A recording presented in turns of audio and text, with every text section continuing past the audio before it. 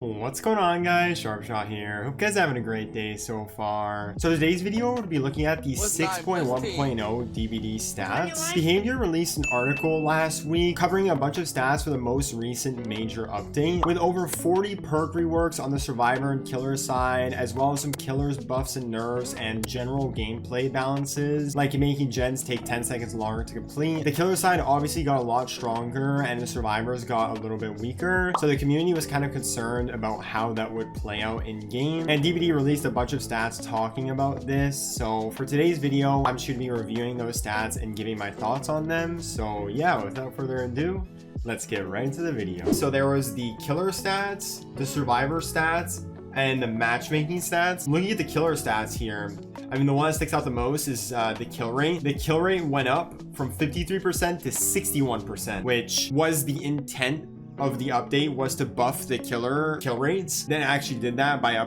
pretty big amount, almost like 10%, which is pretty big. And then another big overarching theme of this new chapter was to minimize the 1-2 perk meta where everybody's using one perk. So the most used killer perk, which back then I'm pretty sure was BBQ and Chili, is now Jolt.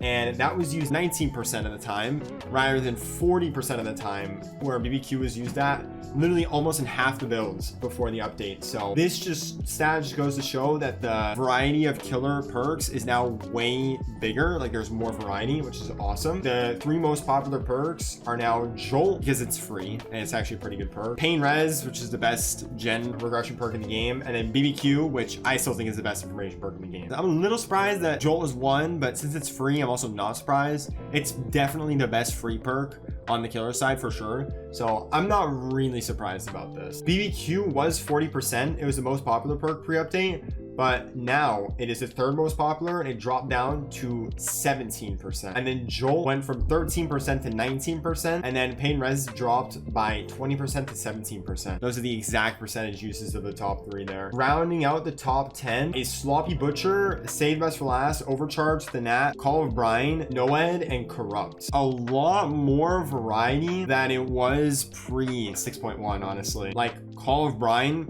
actually surprised me that it's still up there. And Noed, dude, why the fuck is Noed still up here, dude? So now moving on to the survivors. The average escape rate was 47%, and it now dropped to 39%. It's the same number reduction as it was for the killer, kind of. It's like around 10% lower. So when kill rates went up 10%, survivors went down 10%. Same thing with the survivor perks. The most popular perk was Dead Hard at 42%. And now it's self-care at 21%, which is like a 20% reduction. So this also, like the killers, shows that there's more variety in the survivor perk meta. And the top three perks are self-care, Dead Hard, and Winner's Opportunity. Honestly, I'm very surprised self-care is still up here, especially since it had gotten a nerf, which is very bizarre. I don't know why self-care people are still using this when Circle of Healing is here. I don't understand why this is still more popular, but Dead Hard was the most popular, fell from 42% to 19%, and self-care remained the popular choice in some regions but not others at 21%, which is so bizarre. They didn't say what this went up by,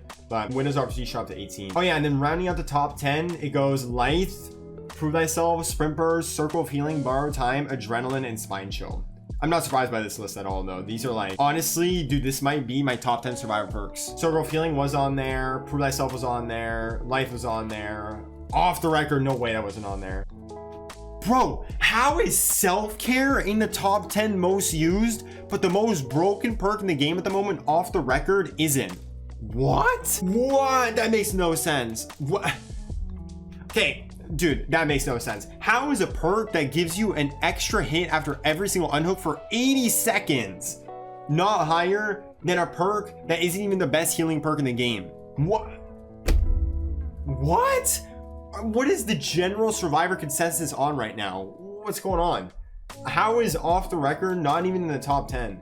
Hey, listen, as a survivor man, that's great for me. That's great for the survivors, because that means DBD doesn't think that this perk is like OP as fuck. If this perk stays under the radar and it stays OP as fuck, I'll take it. I know self-care is free, but like Windows of Opportunity isn't. And if you look at the killers, Pain Res is the #2 perk, isn't like paid. BBQ, like you can only buy this with Auric Cells, I'm pretty sure. Like a top 3 perk that's only payable by Auric Cells or the Shrine of Secrets. I don't know why self-care is on here, but not off the record, so that's kind of crazy. But okay, anyways, weird top 10 actually. So these are the matchmaking stats. The average queue time went down by 59 oh no, wait, that's misleading. The average queue time went from 91 seconds to 59 seconds, which is actually a pretty big reduction of like 30 seconds. So everybody's getting matches way faster. And even on a launch day, when queue time should be way busier on the killer side, it was actually 240 seconds faster, the average queue time on the killer side. Killers, when everybody wants to play Wesker, they were getting on average in matches 240 seconds faster, which is huge. The average survivor wait time on the launch day was 40 seconds faster. These two are hand in hand. I just want to point this out. Killer wait times go hand in hand with survivor wait times, because when killer queue times skyrocket when a new chapter updates, is because killer mains are going to be playing killer no matter what. Killer mains that don't usually play DBD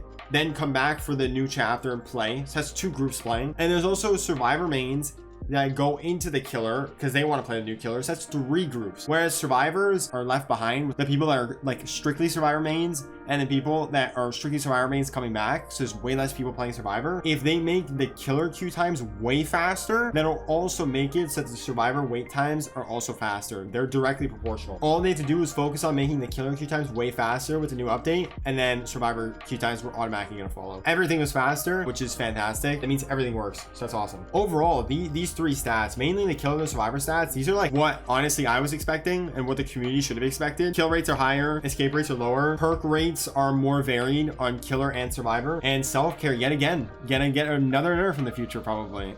And I don't think these stats are surprising. I would actually go and say it, they're more reassuring than anything that what DBD intended for this meta actually happened. Because I remember everybody was like, oh my god, this is gonna be the end of DBD, survivor's way too hard, blah blah blah blah. But DBD and Behavior had a vision in mind when they did all these changes, and to see that vision actually going through exactly what they had planned is actually fantastic. Like a 60-40 almost on the dot from a 50-50 is perfect. That's like exactly what they wanted. I honestly say great job to the Behavior for that, seriously. So yeah guys, that's been the 6.1.0 stats. Comment down below what you thought about these stats, if you were surprised about anything or if you were expecting some stats. I'd be really interested to hear you guys' thoughts on that. So yeah guys, that's been the video. Thank you guys so much for watching. Leave a like and subscribe if you're new. This has been Sharpshot, and I will see you guys in the next video.